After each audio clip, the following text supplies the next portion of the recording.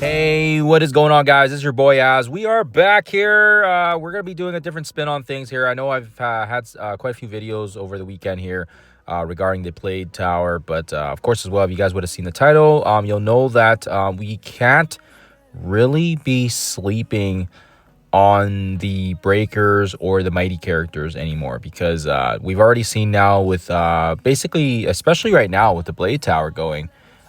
So even though this video is not about the Blade Tower still gets input, I guess. So anyways, yeah, sorry. The Blade Tower has basically shown us, right, lots of key characters that are basically needed, and some work, some don't. And of course, as well, there's no Cosmic Crucible buffs and there's no war buffs. So really, we can kind of see the characters on paper as the raw sheets, right? The raw data points. And of course, as well, if you guys would have already seen it, I know there's lots of resource crunches, gold crunches, trying to level up your symbiotes, trying to make sure you have resources to, also bring up characters for Professor Xavier, Blue Marvel. But yeah, no, it's really we've come to a juncture now where we're pretty much ending this Age of Fear here and the first chapter, and we can't really be sleeping anymore on the breakers and the mighty characters because, like I said, we've seen them countless times in the current towers.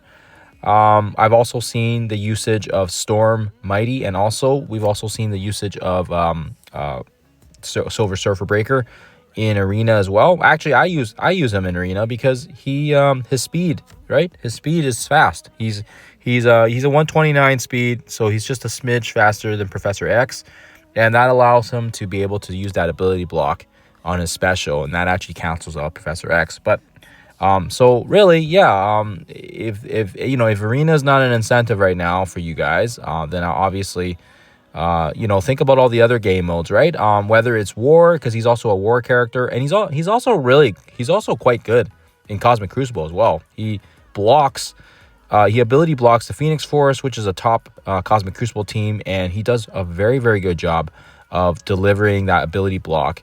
And it's quite annoying, especially because he's not a Cosmic Crucible character, right? He's well-rounded throughout all the game modes, and hence why you can't really be sleeping on him right now.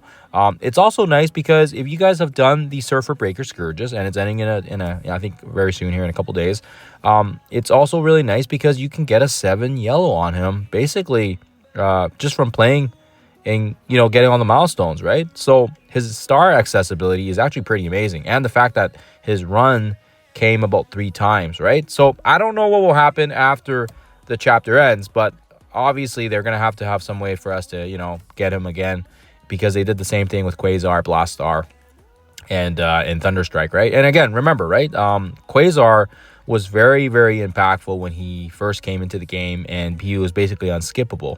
So now it's like the same thing we're being asked here. Can you really sleep on these characters? And especially because he's a legendary as well. Storm Mighty is the other one because, we don't have her, at 7, but nonetheless, still very, very effective. And we've also seen how good she has been in the current towers. Now, I know that, people are like, oh, hey, we don't play Cosmic Crucible. Oh, the Exalted X-Men? More like the Exhausted X-Men, right? But that's besides the point. If you don't include the other 4 members on her team, her speed is basically on par with some of the fastest characters in the game. And she also has an ultimate that basically applies a slow and expose. So she pretty much goes first. And if you play her in Arena, she always goes first, right? She lands the first blow before any of the symbiotes take their turn. If you lose the coin flip, if you're not playing up with your own Storm, right? But she always goes first, and hence why I'm saying you can't really be sleeping on these characters anymore, right? It's kind of crazy. I thought it would be a good point to kind of show you guys my Arena shard, but unfortunately, no one's really attacked me, and I want to kind of show you that some of the people in my shard have been using Storm Mighty, and depending on where your bracket is, could potentially be using Surfer Breaker as an Arena defense character as well here. But yeah, unfortunately, no one's really attacked me, and it's kind of the way it goes sometimes. But yeah, it is what it is. But yeah, believe me when I say there are definitely people that have Storm Mighty and Surfer Breaker on defense, and we've seen that time and time again here. So this is why they're not just good characters in their respective game modes, which is War and Cosmic Crucible. they're also good in arena as well here, and especially because we have those rumble orbs as well here being paid out in the top, in the top whatever, and of course as well having them on defense or whatever kind of shift things a little bit. And yeah, Storm always goes first. If you're using symbiotes against her, she's the fastest character because all the speeds cancel out, and her 133 speed basically is on par, right, with some of the fastest characters in the game, equivalent to like Daemon Hellstorm. He's a smidge faster, and then of course Morph is the same speed as Daemon.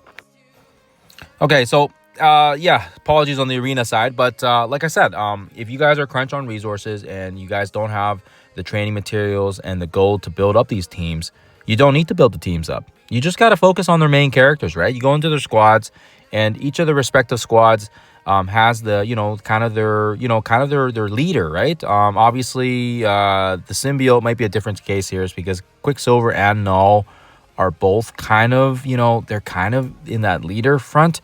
But I mean, for sure, for the Omen team at least, right? You've got Surfer Breaker. You've got Surfer Breaker there kind of leading the charge on his team. And really, he makes the team complete, right? And then on top of that as well, we got Storm kind of leading the charge on her team, right? What's puzzling to me is if you go into the...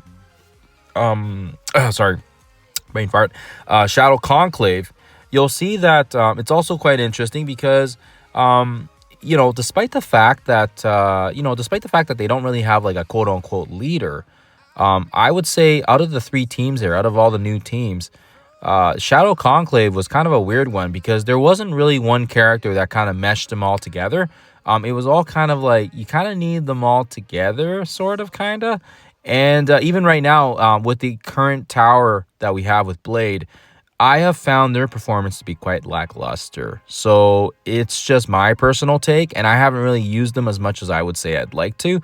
But for sure, I have really seen the impact that Surfer Breaker has brought. And actually, on that note as well, with regards to, speaking about leaders, I had recently realized, how dumb I was because I didn't bring up Jeff, and he was just so good. Like, he's not only fast, but he has basically a turn one clear that can basically cleanse Safeguard. And I didn't realize that was like, for some reason I thought that was only exclusive to War. But when I realized that, then I said, holy smokes, I need to put this guy on my Blade lineup because, yeah. And on top of that as well, his speed is actually pretty meaty, like fairly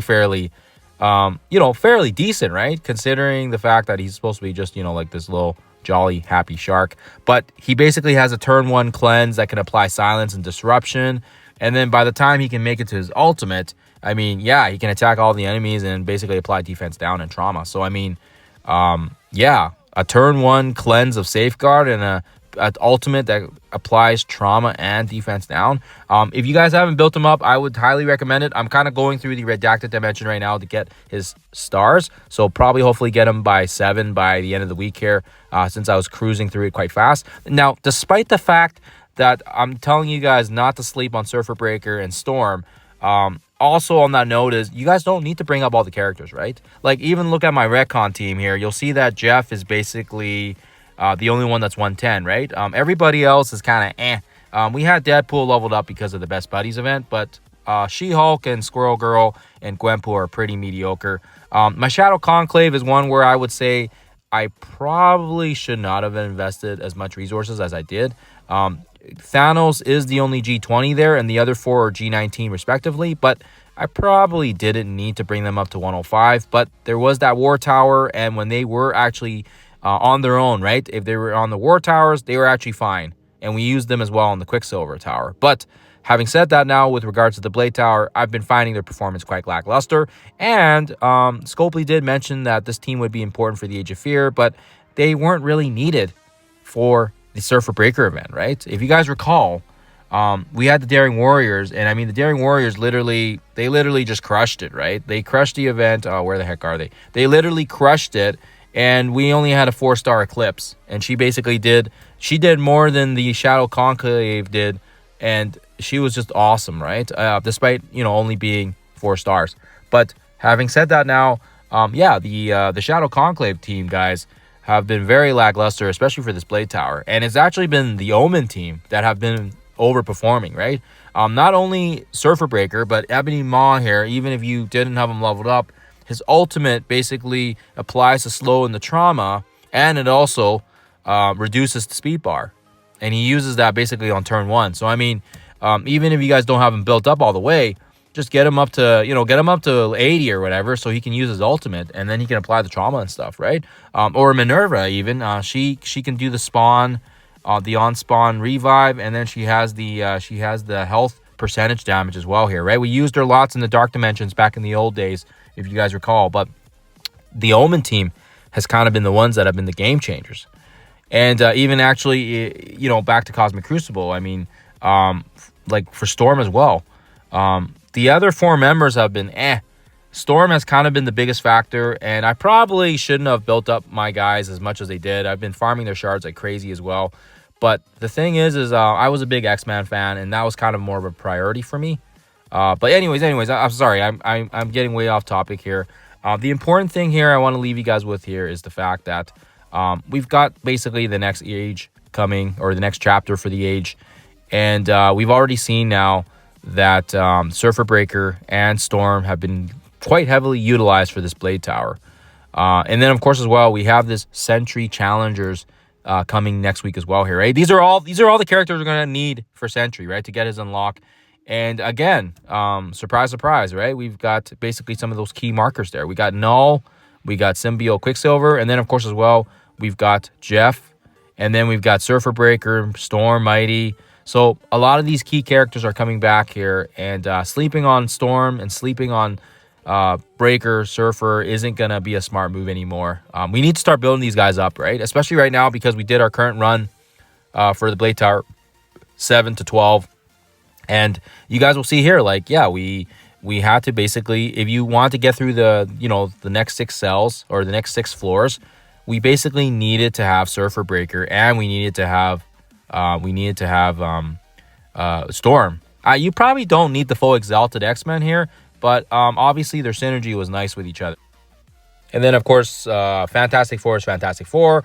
And then, yeah, basically the second last node, we do have to use Surfer Breaker here because he is basically needed. If you don't use Surfer Breaker on this particular node, then you can sub actually Professor Xavier out, and I did have footage of that as well if you guys need it. But like I said, Surfer Breaker and Storm are basically essential points at this time. Even if Storm isn't, I know some people are saying that she's not as good as, as Surfer Breaker, which is, totally understandable. She's not a legendary, right? She is a mighty, and she isn't really a legendary like the way that Surfer Breaker is, which isn't a bad thing, because then that means she can actually access certain game modes that legendary or non-legendaries can't. But having said that, she is one of the fastest characters in the game, and she also has a turn 1 slow, which I don't really know a lot of characters do, right? So that she can basically make the entire battle shift in your favor just because of her being there and throwing that massive slow. Hence why people use her in Arena.